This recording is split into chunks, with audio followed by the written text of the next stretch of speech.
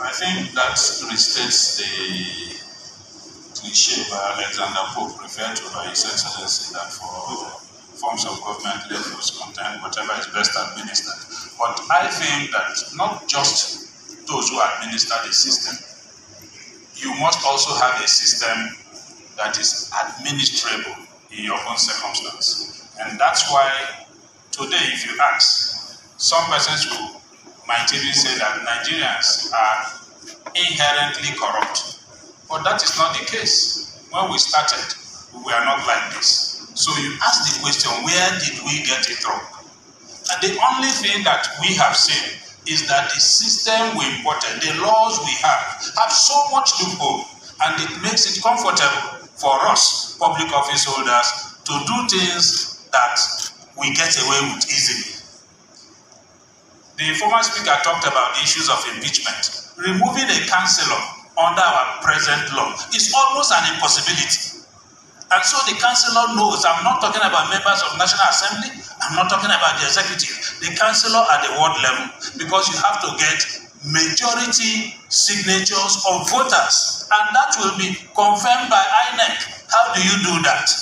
When even the voters register has more than 50% ghost names. So where are you going to get the 50% genuine persons and their signatures confirmed? So this system has inherent loopholes that will allow those who are administering it to go scot-free, and we need to tighten it. Another reason why we say so is the same Nigerian who takes pride in beating the traffic light, who takes pride in even the neighbor at home, you want to do a bypass. Send that same person to Ghana. I'm not talking about the United States. Send him to Ghana, and there is a queue somewhere.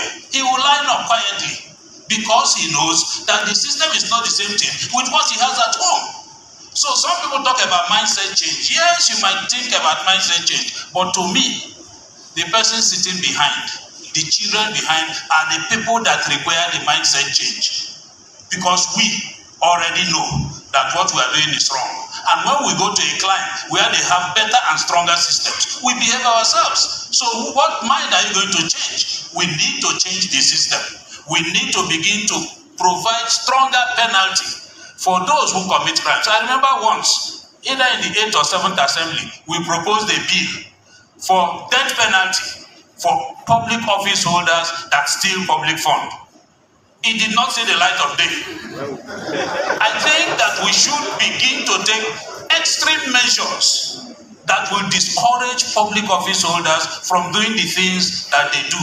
And the current presidential system that we practice is one that allows a lot of leverage. There are so many things that are morally wrong, but legally they are right under our laws. And so it becomes difficult to hold anybody culpable, even where people criticize over such actions. And for us to move on, we must begin to look at our own peculiar attitude and couch laws that will take care of them. That is the homegrown.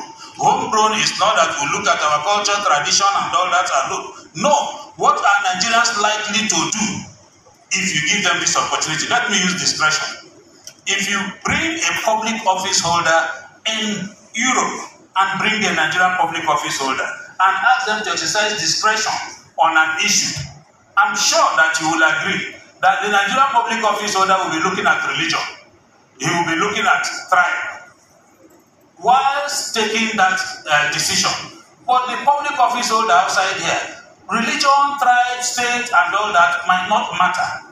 And so if we are bringing laws that has to do with exercise of discretion, we must consider these facts, that our people are likely to be swayed by these facts. And then such laws that apply outside here might not apply effectively in Nigeria. So for us, a homegrown system is one that will look at the problems we have, issues of corruption, issues of accountability, issues of transparency, issues of character in office, and couch the laws to take care of them.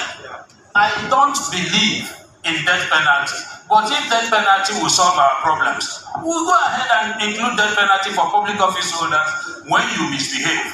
We believe that it will deter our people. And for the group that has come up with this idea, we are throwing it open to Nigerians. We are calling on everybody. And that's why you have the younger ones here. That the time has come for us to sit up and begin to change our system, not just a mindset. If we have a system in place, Nigerians will change.